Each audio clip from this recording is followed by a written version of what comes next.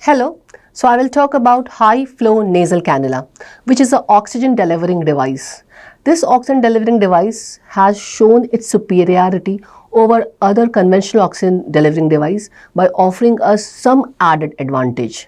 And to use this device in a proper manner, in an intelligent manner, we need to understand the physics behind this device. How does this device offers the advantage which to some extent the advantages we would get only on mechanical ventilation. So if I say the ventilator is a child, then this is embryo of ventilator, offering us some advantage of ventilator like improving the ventilation and improving the oxygenation of the patient.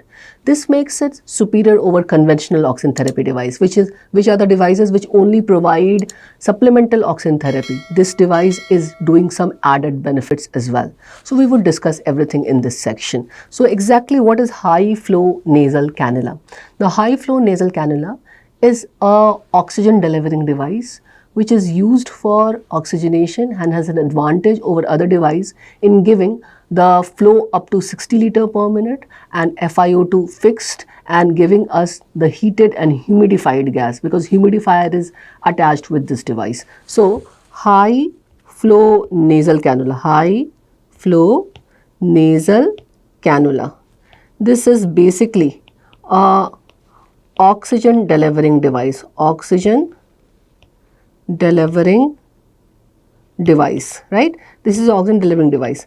But what does the benefit this oxygen delivering device give us? It gives a very high flow.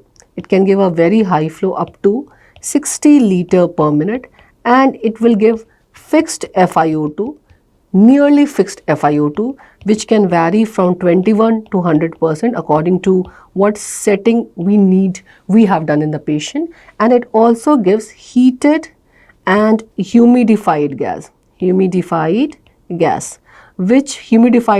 gas flow, which makes it easy for tolerating in the patient. Every patient requires a heated and humidified gas for a better tolerance of the gases through the respiratory tract, right?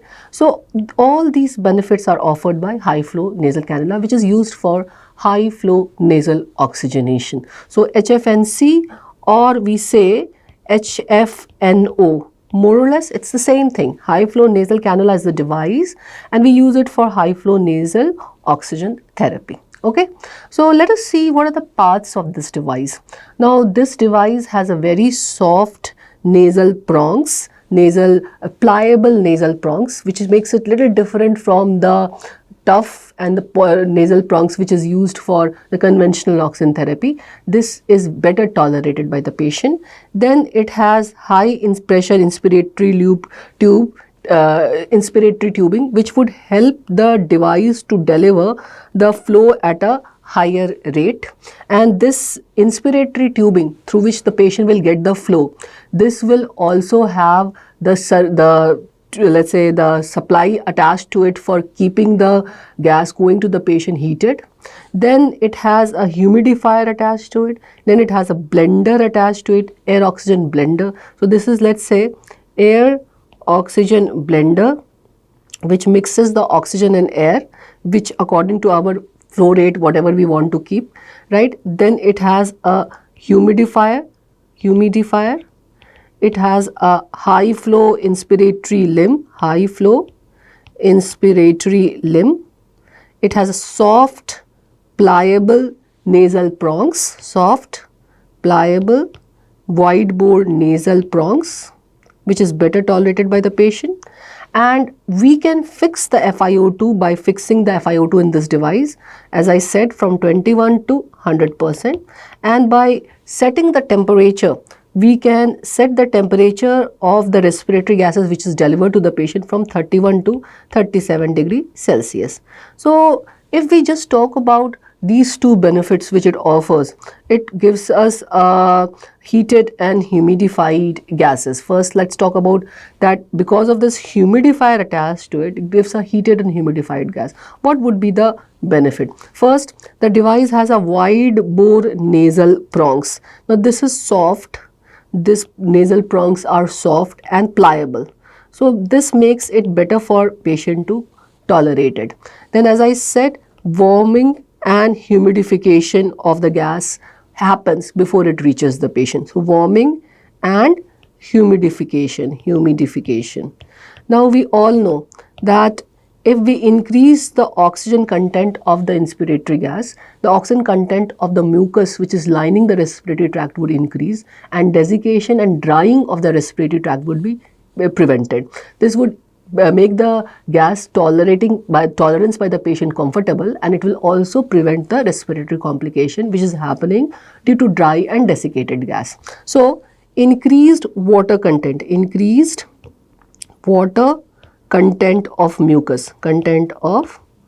mucus lining the respiratory tract facilitate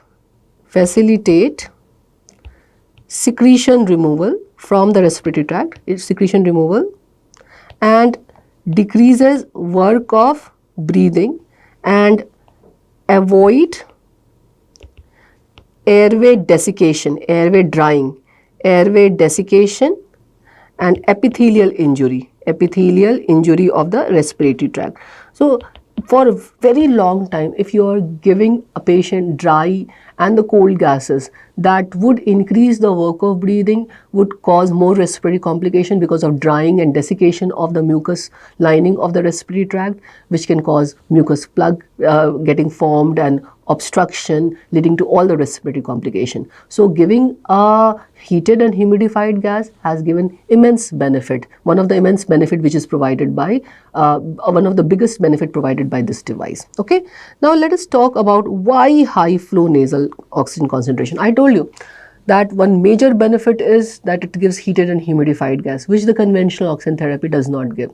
So, but it is also a nasal cannula. Then why, what other, let's say why we should not use the conventional device and why this device only? Just a quick bite before going on its physics. So conventional oxygen therapy. Now for conventional oxygen therapy, we just have a simple two nasal cannulas, tough nasal cannulas, which goes into both the nostrils and a small reservoir space and tubings which is connected to the flow meter. Now this conventional oxygen therapy can give up to, let's say, the most comfortable range of gas flow given by this conventional oxygen therapy is from 1 liter to 6 liter per minute. Your high flow nasal cannula, right, this can give up to 60 liter per minute. Then FiO2 delivered by the conventional oxygen therapy, maximum it ranges from 25 to 45%. So it can give 25 to 45% oxygen concentration. And your high flow nasal cannula, it can give up to, it can give the fixed oxygen concentration from 21 to 100%, whatever you want, right? So if you just want to supplement the flow and do not want to give a high oxygen concentration, then also it's a very good device. And if you want to give a high oxygen concentration and a high flow both, then also this is a very good device, right? Because FiO2 can be fixed according to our requirement. Then your conventional oxygen therapy does not give heated and humidified gas, so does not provide heat and humidification, right? It does not provide heat and humidification. This provides heat and humidification, Then your conventional oxygen therapy, the FiO2, the range of FiO2 which I described here, this can also vary from patient to patient according to the breathing requirement, according to the breathing pattern of the patient. So if the patient has a very high minute ventilation, more entrainment of the room air will happen, and the FiO2 which we want the device to achieve will also not be achieved. So this can give a variable FiO2 depending upon the breathing pattern of the patient.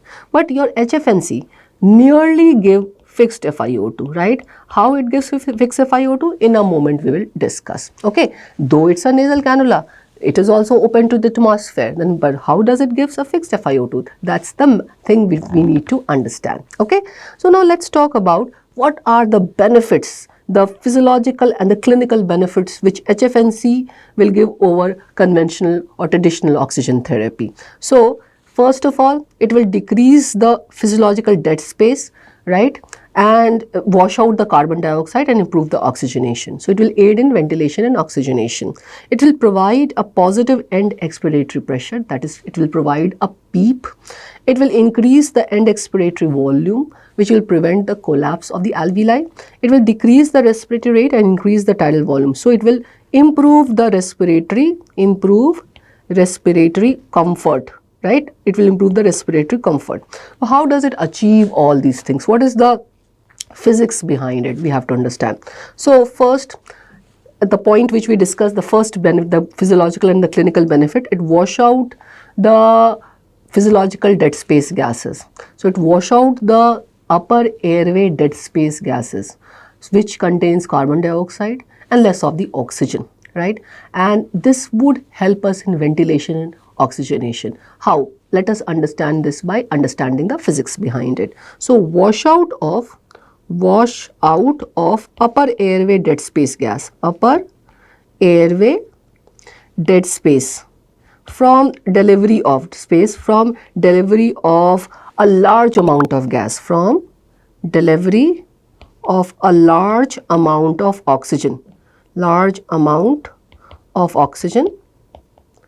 this improves the ventilation and also improves the oxygen delivery. So this will improve the ventilation by diluting the carbon dioxide containing air there, and it will also enhance oxygen delivery. So both in ventilation and oxygenation it is helping. So how it is doing this? So let us understand how. Let us understand the physics behind it. Okay. So we all know the physiological dead space, that accounts for 1/3 of the tidal volume. So whatever tidal volume you are giving, of that 1/3 is in the physiological dead space, the space where oxygen and carbon dioxide exchange is not happening, right?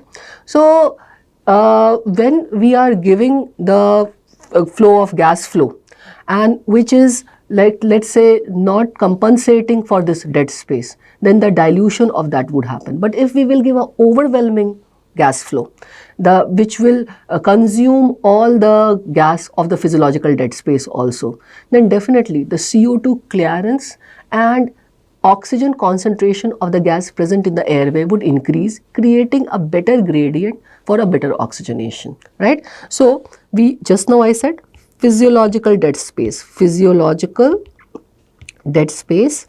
account for 1/3 of the tidal volume of the breathing. Dead space accounts for 1/3 of our tidal volume breathing, right? So 1/3 is your physiological dead space, and this physiological dead space, what does it lead to? This leads to accumulation of carbon dioxide. So this physiological dead space, this allows the accumulation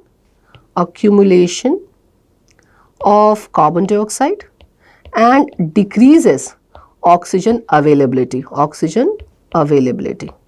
right?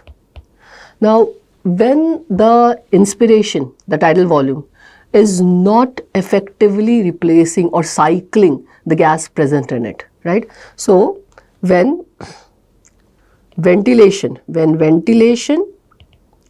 is not effective in cycling the inspired air, with retained air of the dead space, then this accumulation would increase and oxygen concentration would further decrease. So when ventilation is not effective in cycling the inspired air with retained air of dead space, this would further accumulate, and that is what is happening in patient in respiratory distress. Since they do not have an effective tidal volume, this cycling of inspired air with the retained air in the dead space is not happening. What does HFNC do? How does high flow help us? So HFNC, high flow nasal cannula, delivers a volume, a very high volume. We have already written a very high flow, delivers a high volume of air above patient's ventilation requirement,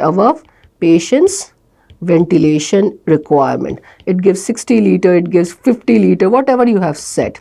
So this will displace the carbon dioxide, and this will improve the oxygen concentration of the upper airway, of the nasopharynx. So this all will improve the PaO2, and that is the oxygen concentration in the alveoli, and PaO2, that is oxygen concentration in the blood, and it will create a better gradient for a faster oxygen movement from alveoli to the blood. So this is above the patient's requirement. So it will help in increase CO2 clearance, and it will create a better PaO2 and PaO2 gradient, that is alveolar arterial gradient, for better oxygenation, right?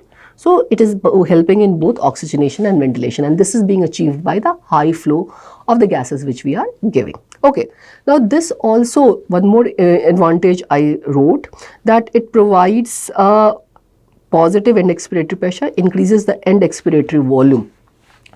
Now, how is this provided? Apart from that, it also decreases the work of breathing. How does it decrease the work of breathing? By improving, how does it improve the respiratory comfort?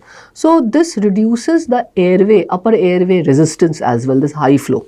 So this also, the high flow also reduces nasopharyngeal airway resistance, This will again improve the oxygenation and ventilation. Now, how this happening? This is happening by application of positive airway pressure, application of positive pressure environment, by creating a positive pressure environment, right? Okay. Now, we all are aware of the Hagen-Poiseuille's formula, that is, the resistance is equal to 8 into viscosity by the into length divided by 3.14 radius to the power of 4.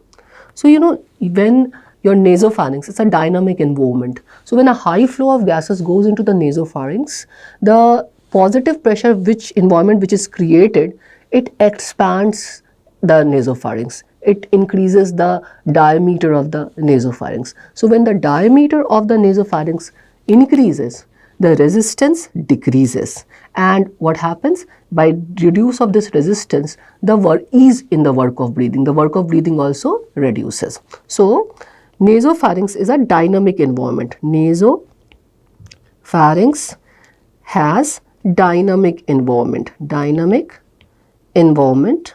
which allows expansion and constriction of the upper airway, which allows expansion and constriction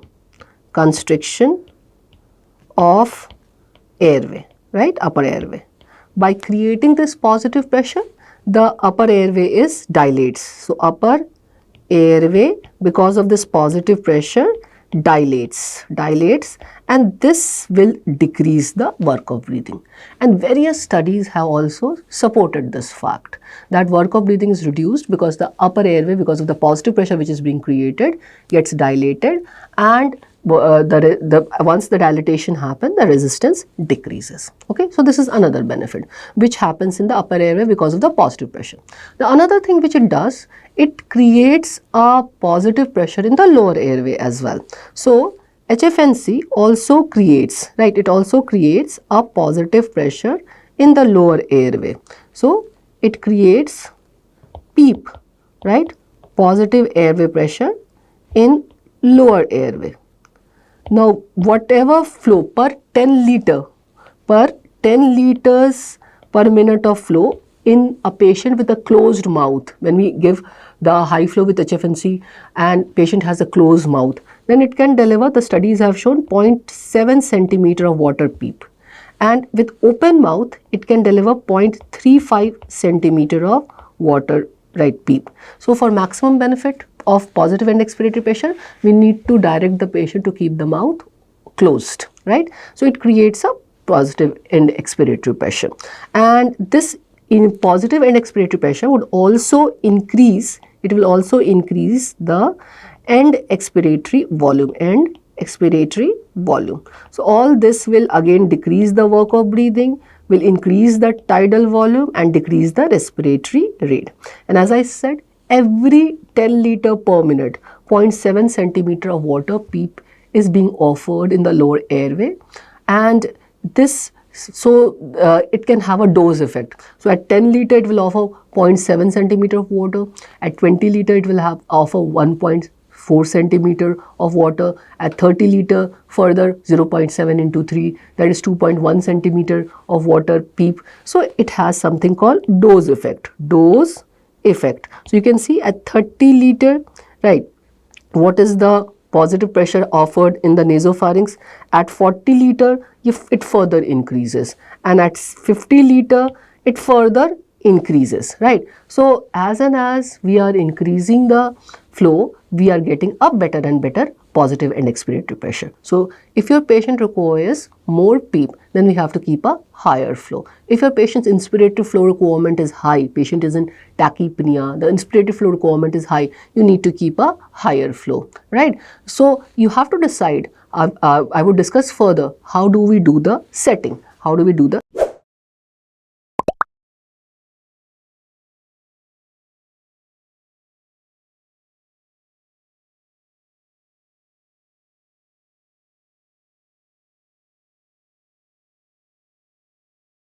setting. So another benefit is fixed FiO2. I told you it gives a fixed FiO2, but it's a nasal cannula. How can it give fixed FiO2 when it is open to atmosphere?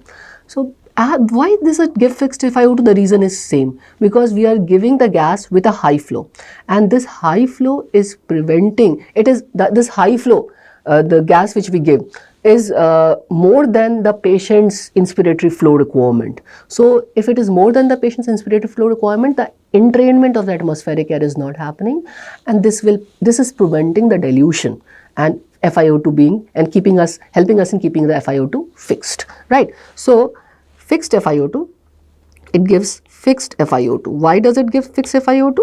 Because of the high flow, because of high flow. This results in, because of high flow, it results in minimal entrainment of room air, minimal entrainment of room air, right? And this helps us in more accurate FiO2 delivery. So if let's discuss with an example. If patient is in respiratory distress, right? Patient is in respiratory distress, then patient generates high inspiratory flow, the requirement of high inspiratory flow, right? So if we use a conventional oxygen therapy,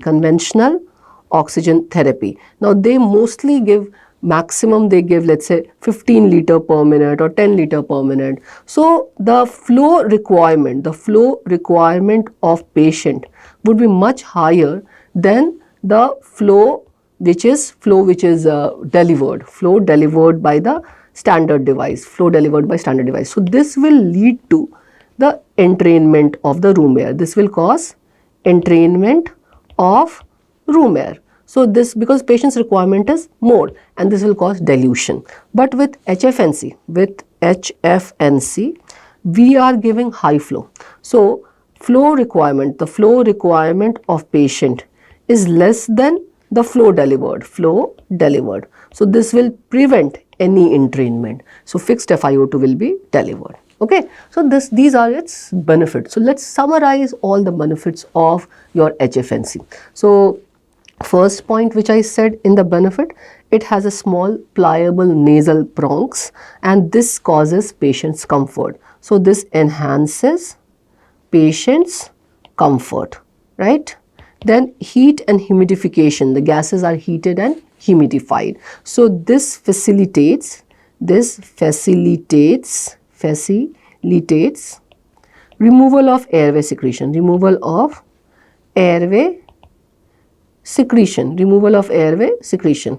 and avoid airway desiccation and epithelial injury, right? It decreases work of breathing.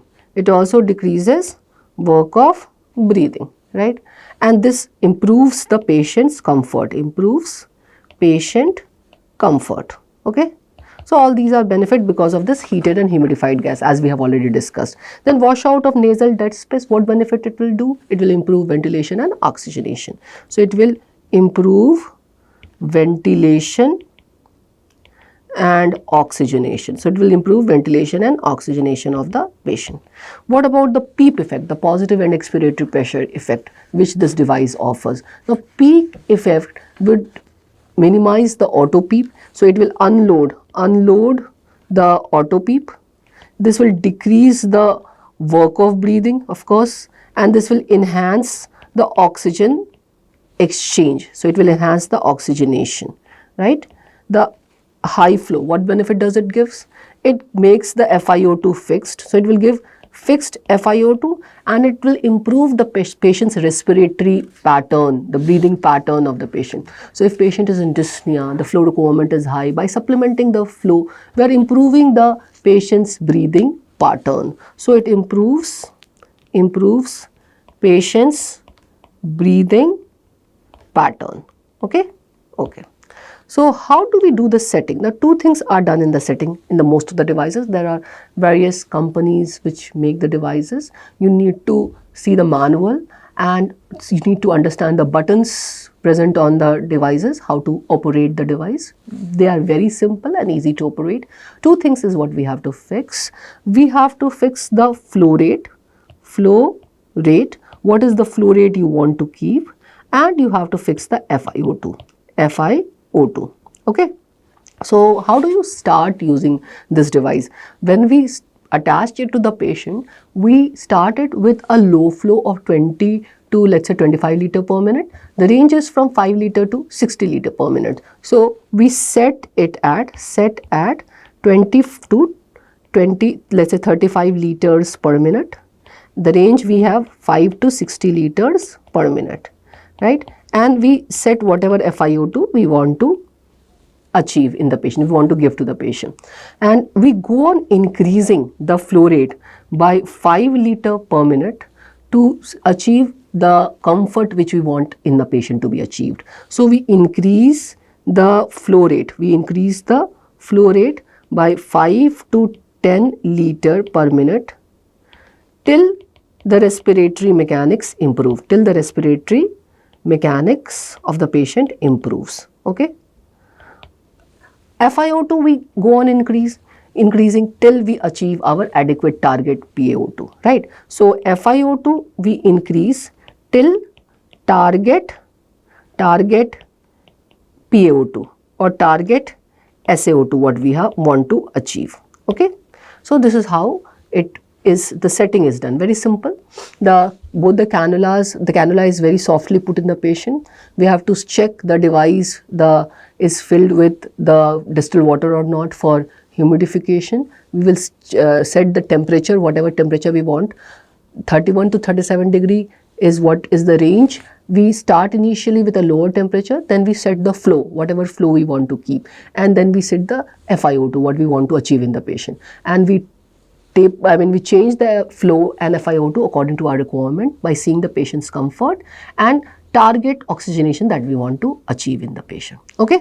Okay, so when do we need to stop it?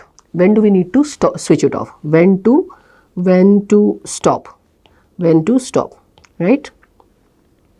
Now, if the flow requirement, we are giving the patient oxygen through the HFNC. If the flow requirement has become less than 20 liter per minute and FiO2 requirement is less than 50%, we can switch to conventional oxygen therapy devices, okay? So if flow rate requirement is less than equal to 20 liter per minute and if FiO2 requirement is less than equal to 50%, we can switch over to conventional therapy. So we can switch to conventional device. We need not keep it on inconsistently. If it is not required, go for a lesser device, okay? So this is how we do the setting and this is how we wean it off. we remove it off. Okay, now let us talk about indication. Now this is an oxygen delivering device. This is an oxygen delivering device. So it is used over other conventional oxygen delivering device when, let's say, the other conventional oxygen delivering device is not achieving the result. So one indication is as an alternative to the other oxygen delivering devices. So first indication is we use it as an alternative to other oxygen delivering device if it is the other devices are not achieving the target, right? This is a more controlled and a better device. We have discussed the physics behind it, and we can also use it as an alternative to non-invasive ventilation. So to extreme end, it can be a bridge over the let's say conventional oxygen therapy, the lower devices, and it can also be used in place of non-invasive ventilation at certain conditions, and it has given a beautiful result, right? So as an alternative to non-invasive ventilation, right? Now we have to choose it as an alternative. See, over the lower devices, conventional oxygen therapy devices, it's a better device. Definitely it will give us more benefit. But as an alternative to NIV, we have to choose it very carefully. It cannot be beneficial in every patient. So a dictum that it can replace, HFNC can replace NIV is a wrong statement. HFNC cannot replace NIV. Where NIV is indicated, NIV is indicated. But HFNC definitely has taken over some of the indications where we were putting NIV, right? And definitely compared to NIV, HFNC is a nasal cannula. It will have a better patient comfort. Comfort level will definitely be better than NIV. Tolerance level would definitely be better than NIV. So for some indication where we were using NIV, HFNC can replace it. So but HFNC can never replace NIV if the case in which we have attached requires a definitive PEEP. So in moderate to severe ARDS, HFNC would not be useful. We would need for the device which gives a calculated PEEP. Now we cannot use it also in hypercapnic respiratory failure where NIV augments the tidal volume and helps in ventilation by augmenting the tidal volume. HFNC also improves ventilation, but it is not very effectively augmenting the tidal volume, right? So HFNC may not provide sufficient PEEP as required in some cases, as required in patient requiring PEEP, right? So as in moderate to severe ARDS, this is not a good device, okay? Then patient in hypercapnic respiratory failure, where we need a proper augmentation of tidal volume to wash out the carbon dioxide, right? This is not again a device which should be used in place of NIV. So this cannot replace NIV, in this condition also. Now this device is very good, and number of studies have shown that the requirement of intubation has been minimized when we have rightly used these devices and treated the patient. Yes, that can happen. But there are concerns, latest studies have shown concerns also that using this device somewhat has given a false sense of security in the clinicians and have delayed the intubation requirement and has further compromised the patient. So you need to know that when it is not working, yes, we can attach it, but you need to know when it is not working and when you should replace, you should go for intubation. So there has been provided one index in where, let's say, which has been validated by few studies, that's called ROX index. Now this ROX index is something which we calculate to see whether the requirement of intubation would be there or not in a patient on HFNC, right? Whether the further requirement of intubation would be there or not in the patient on HFNC. So how do we calculate it? ROX index is calculated by peripheral arterial oxygen saturation, that is your SpO2 divided by FiO2 in percent, that's the oxygen concentration in percentage, by respiratory rate of the patient, by respiratory rate. And if ROX is more than 4.88 at 2, 6, 12 hours post initiation of HFNC, the requirement of intubation is minimum. The requirement of intubation is less likely the patient will get intubated. Okay, but in some patients you need to monitor the ROX index even earlier. You should not wait for 2 hours, even for earlier, right? If your HFNC is not giving us the benefit, if you have attached, let's say we have attached the HFNC and patient is the respiratory rate is increasing, patient's heart rate is increasing, patient is still in distress, patient is not improving in 15 minutes, and you further increase the flow rate and you do not get any improvement in the oxygenation of the patient in, let's say, 1 to 2 hours, then it is better to go for the alternative oxygen therapy device, go for a higher oxygen therapy device. Your patient is less likely to be improved on HFNC. Do not keep on continuing HFNC for a longer duration and if it is not giving any benefit, right? Otherwise, let's say some very precious time would be lost for the patient, right, for the treatment of the patient. So you should use it in a proper way. So I talked about the arbitrary indications. Let us talk about the clinical indications where it has shown some proven benefits, some clinical indications where it has shown some proven benefits. So indications where it has shown some proven benefit. First, severe non-hypercapnic respiratory distress or hypoxemic respiratory failure. So in severe non-hypercapnic, that is hypoxemic respiratory failure, it has shown some better results. So if CO2 is not very high, patient is in hypoxemic respiratory failure, this has shown to be good device in improving the oxygenation and decreasing work of breathing. Then it has shown some very good results in the studies in pre-oxygenation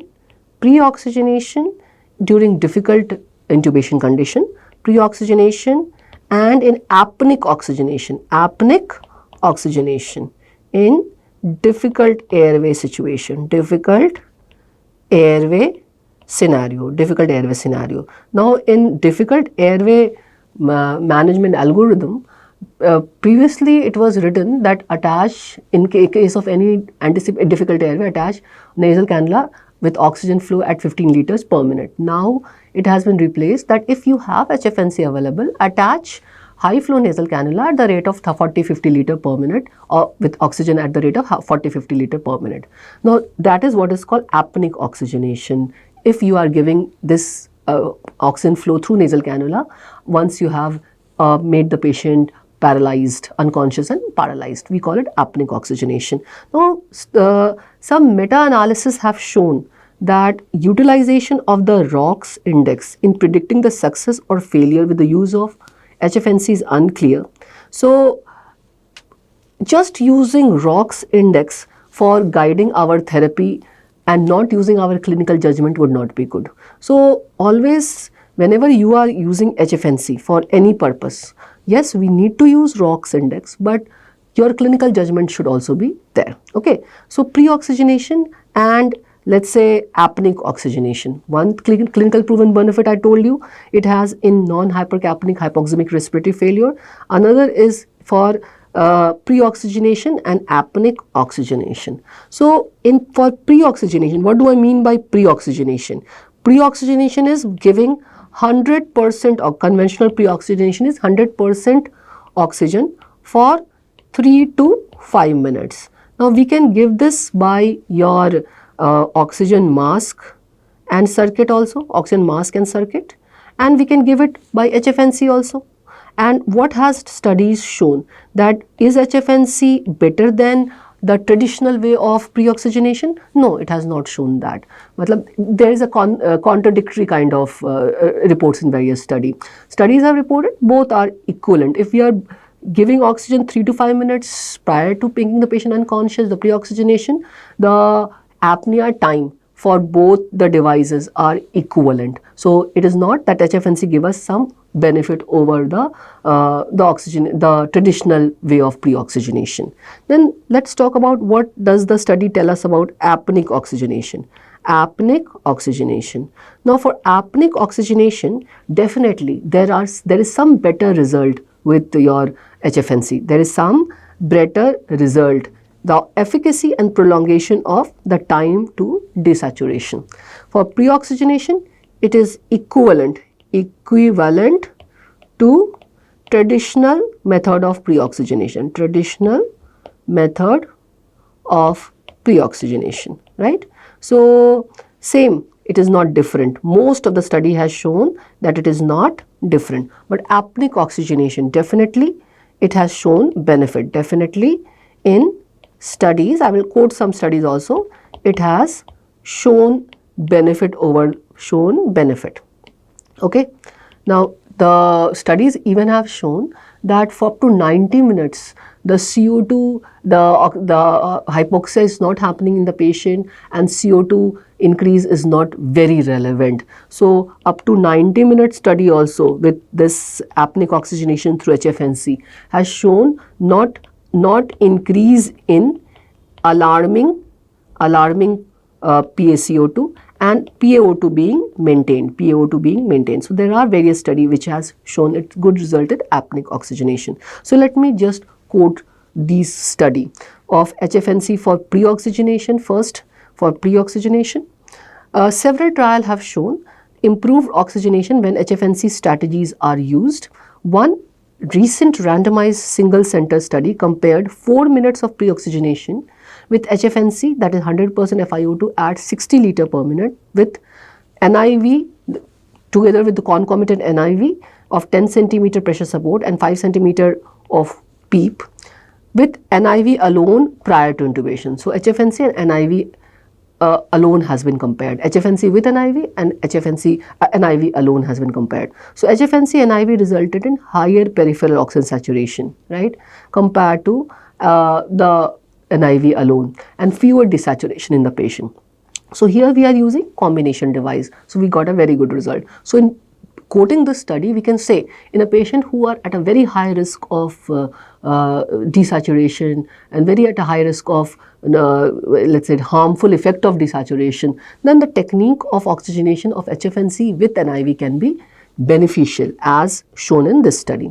The similar kind of result was reported on a study on 101 patients when compared to NRM, HFNC when compared to NRM for pre-oxygenation. HFNC achieved a higher oxygen concentration with few episodes of desaturation.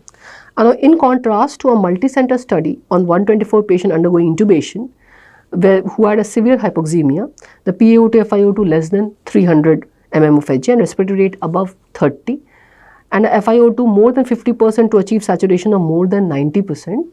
HFNC did not reduce the lowest saturation during intubation when compared to pre-oxygenation by conventional high flow oxygen, conventional oxygen therapy, right? By your, let's say, your NRM or your oxygen supply through the nasal cannula for at 15 liter per minute, right? HFNC did not give us major benefit. So there is conflicting result, right? But in apneic oxygenation, definitely the study more favors, different studies more favor the use of HFNC, Got it? Now, apart from this, there are some miscellaneous indication of HFNC. It has also shown some benefit during bronchoscopy. Now, bronchoscopy, so the third indication, first indication was in severe hypoxemic non-hypercapnic respiratory failure. Second was for pre-oxygenation, apneic oxygenation. Third is for oxygenation, for continuous oxygenation during bronchoscopy, bronchoscopy. It has shown to decrease the incidence of desaturation in the patient. Then it has shown some benefit in for post-extubation patient, post-extubation obese patient attached HFNC, the episodes of desaturations are less, right?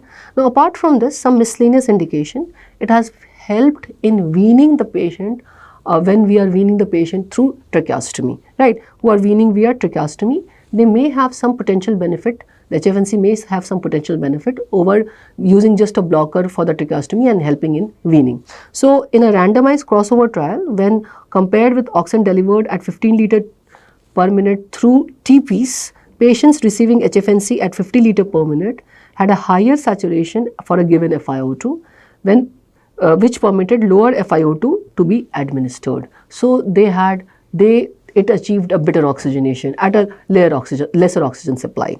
In another trial, HFNC successfully used to wean the patient off tracheostomy more rapidly when compared with conventional trial of capping, right? Then HFNC has also been used successfully to oxygenate hypoxemic patient undergoing fiber optic bronchoscopy. Such patients are at high risk of respiratory decompensation. So, various studies.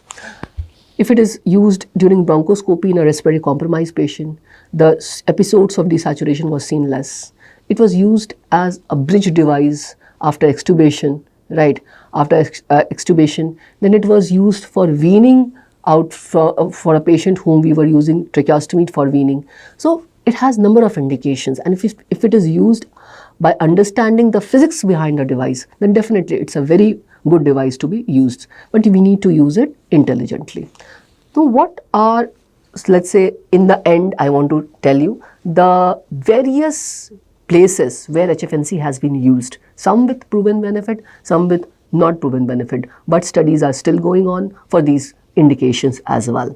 So HFNC has many clinical applications, as we have already discussed, and some potential area of clinical application is what, with some proven benefit and with some still research is going on. So acute hypoxemic respiratory failure, it has shown definitely a benefit. Then post-surgical respiratory failure, it has shown benefit and decreased the requirement of intubation.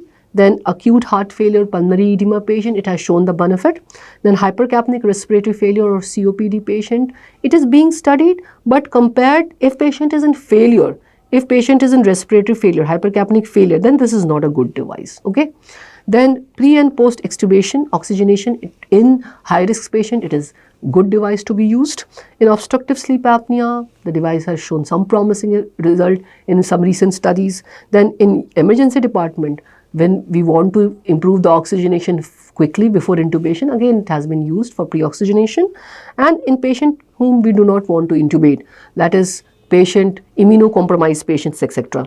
Immunocompromised patients, etc. There again this device can be used. Okay, so these are the various indications. Now coming on the complications and contraindications. Now as such, it has a very few complications and contraindication. There is as such no contraindication of using HFNC. The only contraindication which I can think of and which has been written in the literature, if for some reason we cannot attach the nasal cannula, some anatomical issues in the patient. So abnormal let's say abnormal nasal anatomy or surgery of face, nose or airway. Now some people suggest that if upper airway surgery has been done, avoid using HFNC because gas comes with a high flow, but still it is not a contraindication. Okay, now what could be the complications? Complications again is very low, but what could be the complication? Abdominal distension, because we are giving the gas at a high flow, so abdominal distension. Then aspiration, if we do not timely intervene where it is not giving us the result and we are continuing it, patient CO2 being increased, oxygen being decreased, patient consciousness being